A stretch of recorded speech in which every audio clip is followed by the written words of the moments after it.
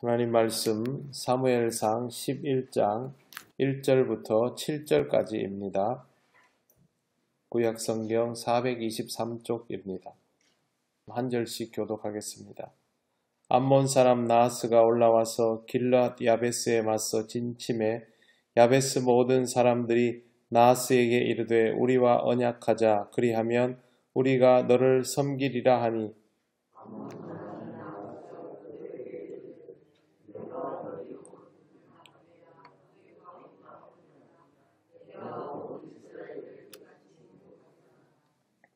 야베스 장로들이 그에게 이르되 우리에게 이레 동안 말미를 주어 우리가 이스라엘 온 지역에 전령들을 보내게 하라. 만일 우리를 구원할 자가 없으면 내게 나아가리라 하니라.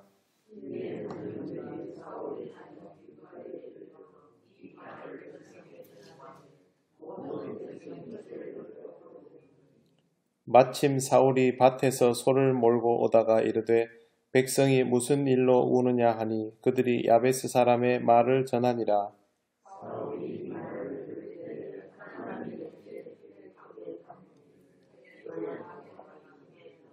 같이 읽겠습니다.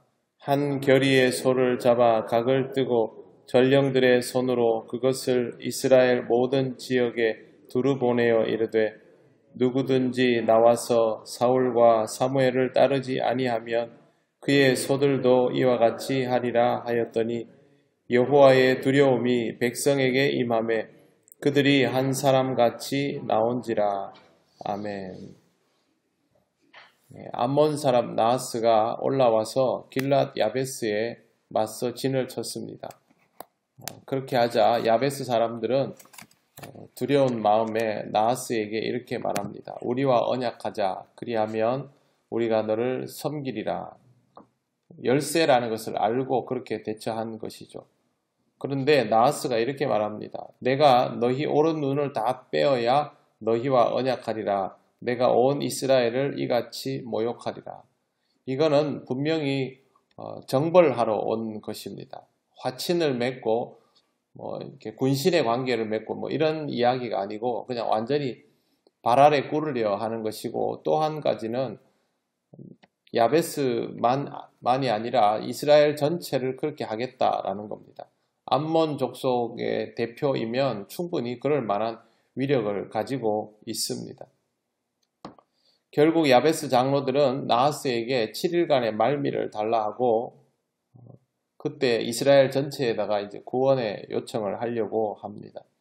이스라엘이 이것을 전체의 일로 받아들이고 함께 대응을 하면 전쟁을 하러 나오는 것이고, 만약에 그렇지 않으면 다시 나하스에게 가서 살려달라고 애원을 할 생각입니다.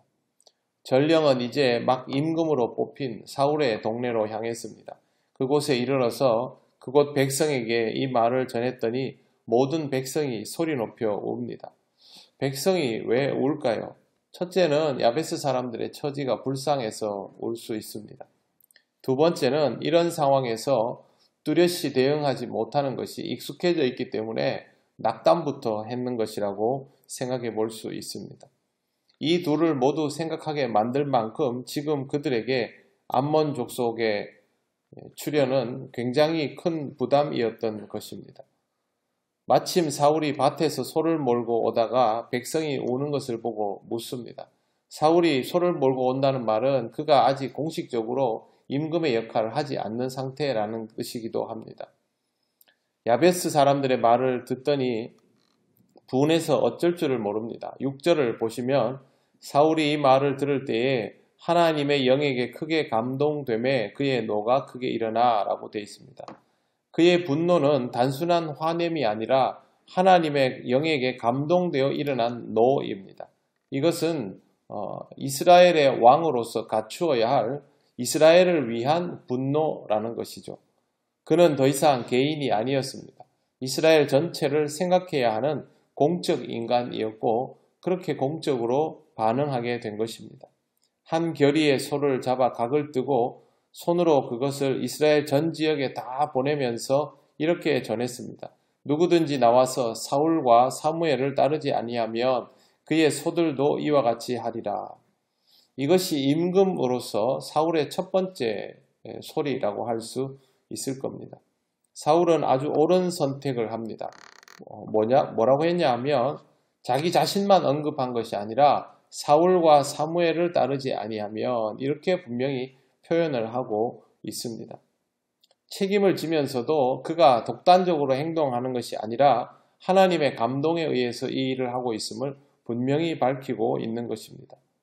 그가 임금으로 제비 뽑히는 순간부터 모든 일에 대한 책임과 권한은 이미 사울에게 넘겨졌다라고 해도 과언이 아닙니다.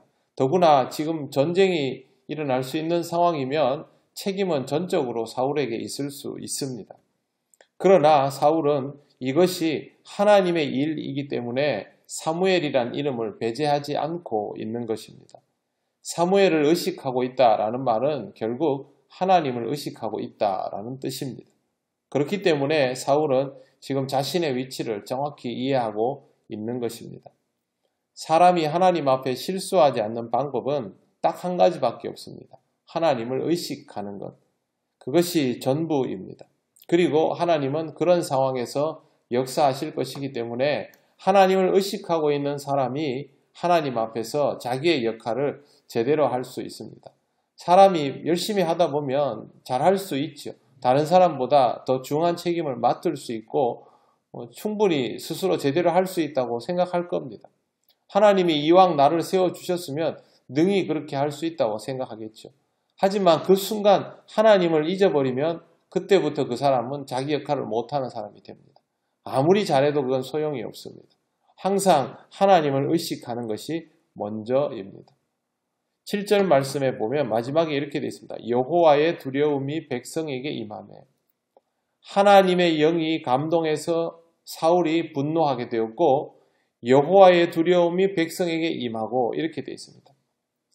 성경에 왜 모든 것 앞에 하나님을 꼭 붙여 놓을까요?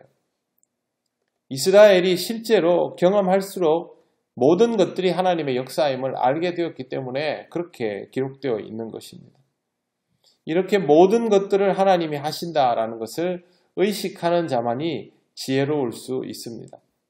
사울이 훌륭한가 아닌가, 역량이 되는가 아닌가의 문제가 아니라 이렇게 할 수 있는가 없는가 태도의 문제입니다. 여러분도 항상 하나님을 의식하는 인생이 되시기를 바랍니다. 여러분 스스로 충분히 할 수 있고 내가 해야 할 일이고 내가 책임져야 할 일이라는 생각이 들지라도 하나님을 먼저 의식하시기를 바랍니다. 우리의 모든 것은 하나님이 자극을 주셔야 할 수 있는 것이고 하나님이 감동을 주셔야 할 수 있는 것이고 하나님이 두려워하게 해야 정신이 제대로 드는 일이기 때문입니다. 사랑하는 성도 여러분, 항상 하나님의 임재가 충만함을 모른 채 하지 않고 살기를 바랍니다. 우리는 하나님의 임재를 늘 갈망하지만 하나님이 늘 우리와 함께 있다는 사실은 정작 깨닫지 못하며 살아갈 때가 많습니다. 이렇게 이스라엘 사람들처럼 습관적으로 반응할 수 있을 정도로 하나님의 임재를 느끼며 오늘 하루도 살아가시기를 바랍니다. 기도드리겠습니다. 하나님 감사합니다. 우리가 경험하는 모든 긍정과 부정의 상황 속에서 하나님이 늘 함께 하시고 역사하시고 주장하시는 것을 깨닫지 못할 때가 많습니다. 특별히 우리의 일이라 생각할 때 또 내가 할 만한 것이라 생각할 때 그럴 수가 있사오니 하나님 아버지 우리로 하여금 이 시간 다시 한번 깨닫게 하시고 항상 하나님의 임재를 의식하는 삶이 되게 하여 주옵소서. 오늘도 더욱 지혜롭고 겸손한 하루가 되기를 원합니다. 우리 통영교회 모든 성도들 주의 말씀으로 하루를 시작하며 주님께 영광을 돌리며 주를 의식하는 은혜의 하루가 되게 하여 주시옵소서. 감사드리며 예수님 이름으로 기도드립니다. 아멘.